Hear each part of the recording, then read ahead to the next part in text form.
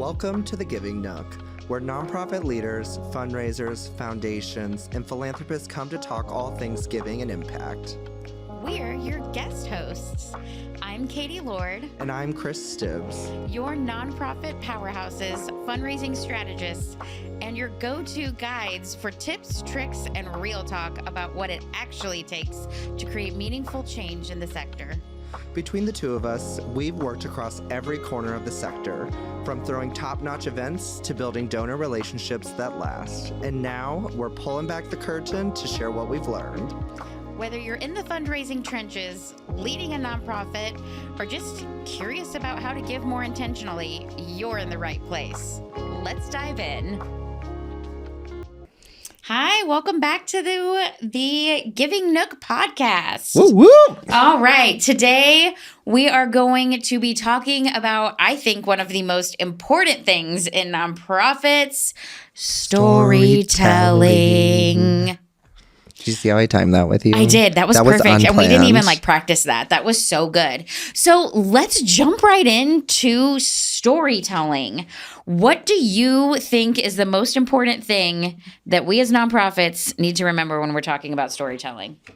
To actually implement it, to actually use storytelling in our communications with supporters.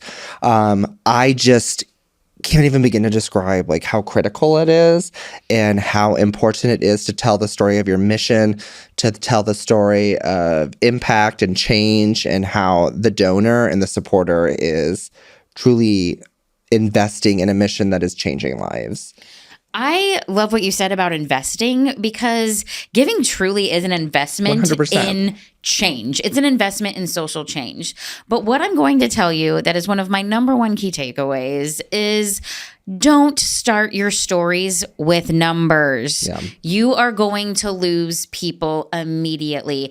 I think as nonprofits, sometimes in order to feel like we are doing the ethical thing, we start with numbers and we then kind of try to justify it with a story. It needs to be exactly the opposite. We need to start all of our communications with a story, and a story that people can relate to. If you start with a number that's like, this many people in Kansas City are going to sleep hungry, or this many people can't read.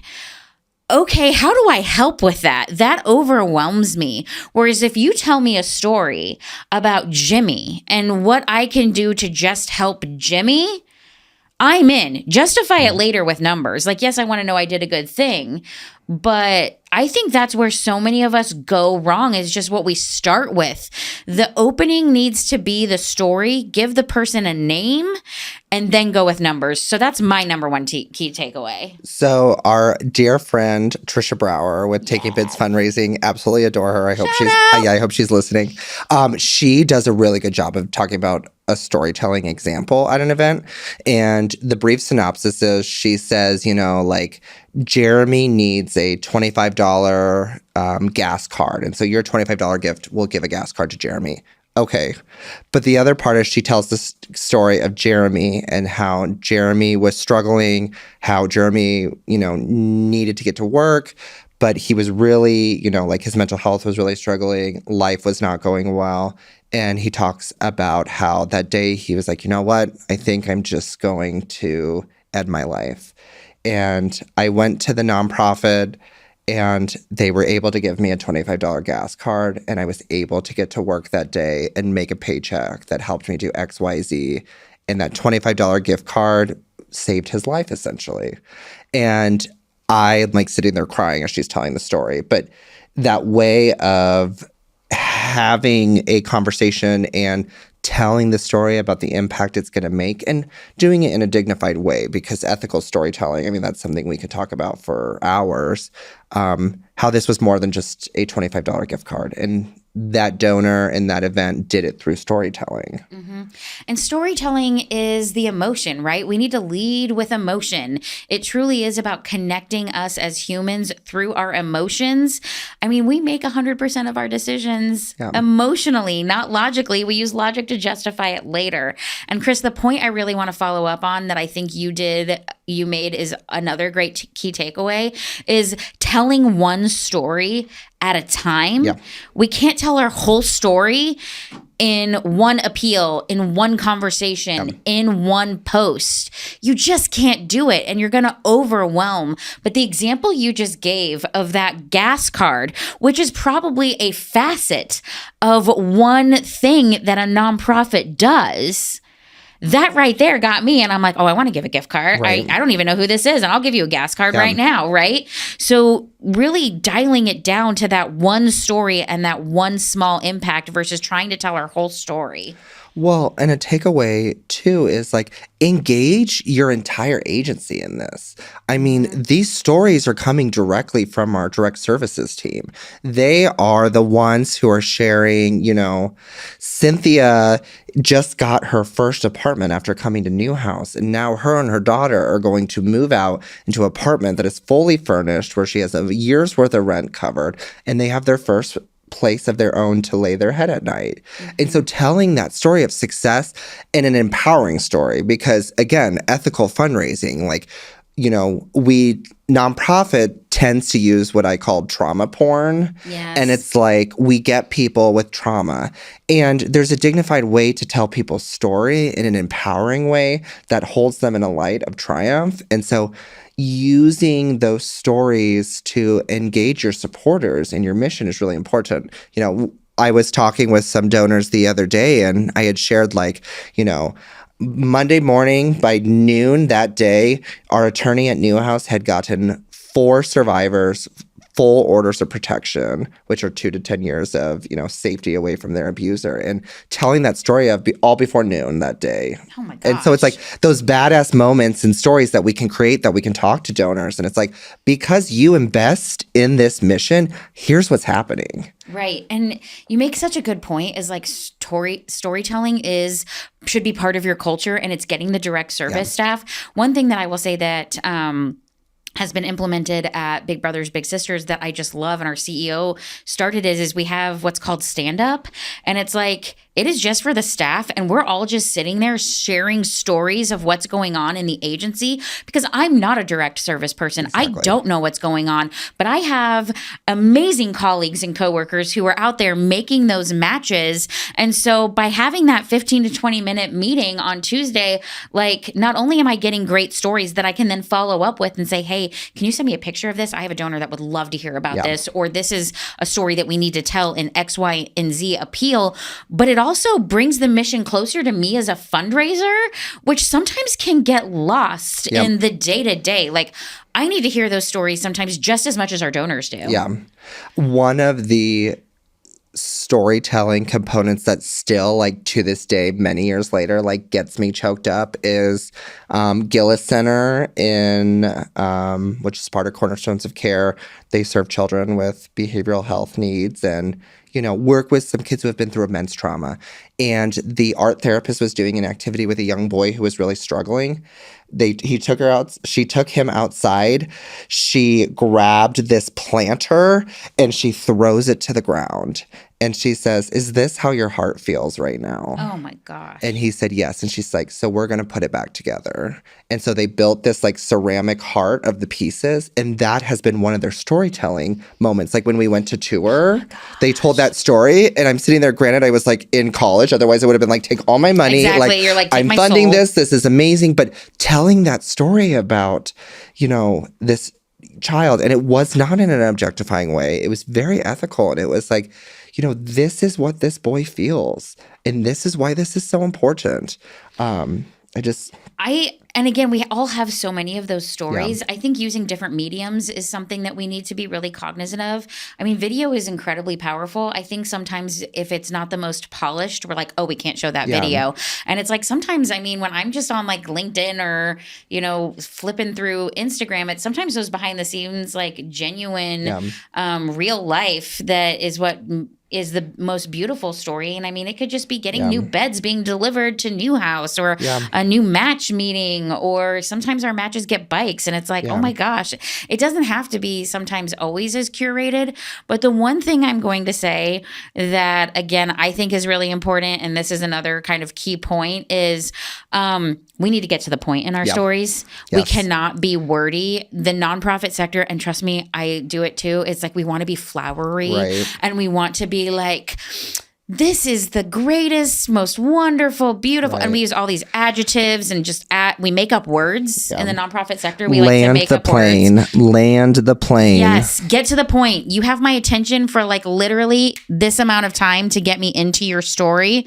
So you really need to get to the point and tell me clearly and concisely what you want me to do in an emotional way. Yeah. But please don't go on and on. If I have to flip the page over, it's probably not happening. I'm just going to tell you that. Right. I love how you mentioned like doesn't have to be the most polished. One idea, and I think it plays back to engaging the direct services staff. We have been having staff members at Newhouse record selfie videos, and they are survivors themselves, and they tell just a very quick story about like their role and why it's important to them as a survivor. And it's less than a minute long. And it's just like, it's literally just a selfie video. But those are some of my favorite content that we're able to share with donors, because it's like, here is this staff member doing this role, and here's how your gift is making an impact. So it does not have to be anything super polished. Like, that, quick, easy video, like, can make a huge difference. So it doesn't have to be polished. Need to get to the point and Yeah. not have flowery words. Right. Using different mediums, again, like what you said, is so important. Yeah. And telling the story first and then justifying it with facts later Yeah.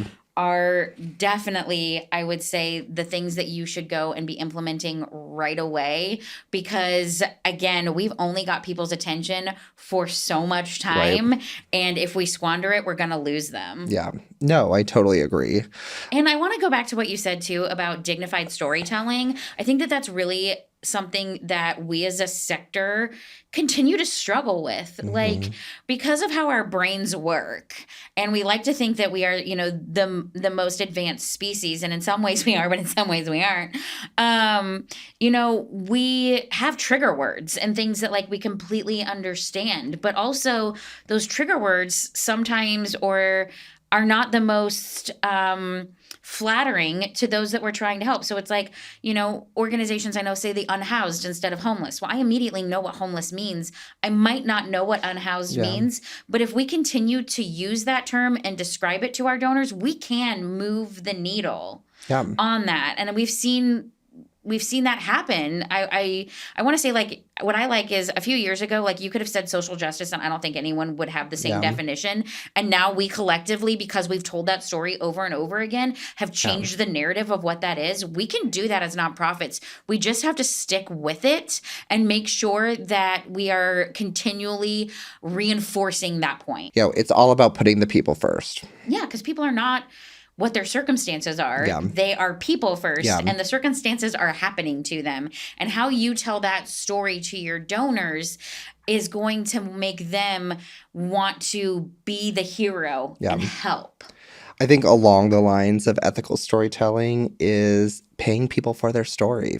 If you are utilizing, someone from your program who is telling their story at your event or in a blog post or in a video, paying them for their time, setting a standard of pay, it creates more of an opportunity for that individual to, own their story, to be a part of the conversation, and to be paid for their time.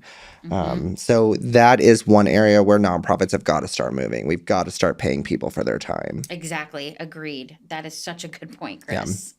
So, I feel like we've had a lot of good tips and tricks during this. Yes, I know. And, just to kind of wrap it up and, reshare, we want people to be concise and to the point. We want them to, find these different out-of-the-box ways to tell the story, whether it's through video, through social media, through email, in person, not going straight to data, focusing on that individual story first to the donor. What else am I Yes. missing? And then also, again, as we've talked about, it's a team sport. Getting your whole staff to share those stories, make it easy for them to share, and then show them what happened after you shared the story. I think that's definitely something that I'd like to end on, that I need to get better at, honestly, is that follow through of, because you told your story, here's what happened for the agency. So thank you. Well, it's like storytelling back to the staff. Yes. You're having staff be a part of the storytelling to the donor. Well, you need the vice versa.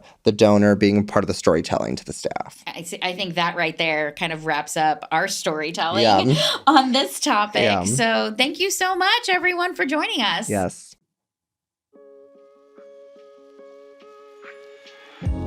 And that's a wrap on this episode of The Giving Nook.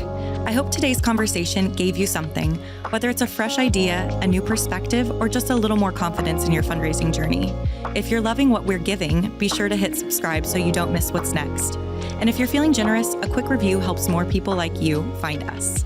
Want to keep the conversation going? Connect with me on LinkedIn or visit thephilanthropyplace.com, where I share fresh fundraising insights every other week. Here's to fundraising that feels good, works smarter, and changes lives. See you next time in The Giving Nook.